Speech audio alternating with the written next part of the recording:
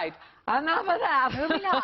Now we're going to find out more about where Marty is. We already know that he's at a beautiful setting. Yes. He's in Frederick County, a perfect place to go for Maryland Wine Month. Yeah, such a fun way to explore our beautiful state. And Marty, we're already learning so much about this industry. Good morning. Oh, you think we're letting go of that question? You lost your mind? Yes, The answer here is yes. Wait till you get home. No. We're on the East Coast. There's a tree right over the top of the hill. There you go. K2? Hey, that's 2 for tree. By the tree. 2 for By the tree. You know what K2 told me the first time I ever worked with him doing a live shot in the snow? We were in Hamden. He said, you make sure that wherever we're set up, there's a bathroom right behind us, because we could be out here for 9 hours. Hey, listen, Melissa Allen, Anthony Allen, Linganore Winecellars.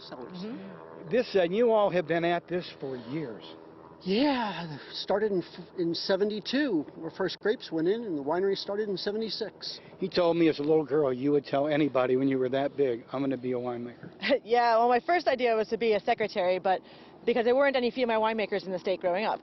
So once I learned about the program at Cornell, I switched my entire philosophy and decided to shoot for Cornell and to become a winemaker. How many ladies are winemakers in the state now? I would imagine it's probably close to 20. Okay. Yeah, we're getting there. All right, so here's a question. Dad, daughter, second, third generation. Do you all maybe ever butt heads on how we should move forward? Seriously. Yes. Yeah, yes, but you have to allow the next generation to fulfill their dream, to look at, I've been at this almost 50 years. And I did what I wanted to do in the industry, and now I want her to do what she perceives the industry's going. I know we've got the chopper up, Captain Cindy and Billy Pop up in the chopper. If you want to start taking some wide shots, fine. Tell them the history of Linganore. My parents were from Brooklyn and Queens in New York City. We moved down onto the farm in 72, and my father wanted to put in grapes, and we did. 2 years later, we got a little hand press and a little two-hand crank crushers from my grandfather out of his cellar in Brooklyn, New York. He was Italian, coming from Sicily.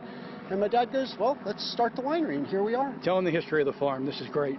This is an old Baptist dairy farm. No drinking whatsoever. This big Catholic family moves in, puts in wine grapes, opens up a winery. I'll shake your hand on that one, brother. That was a pretty good one.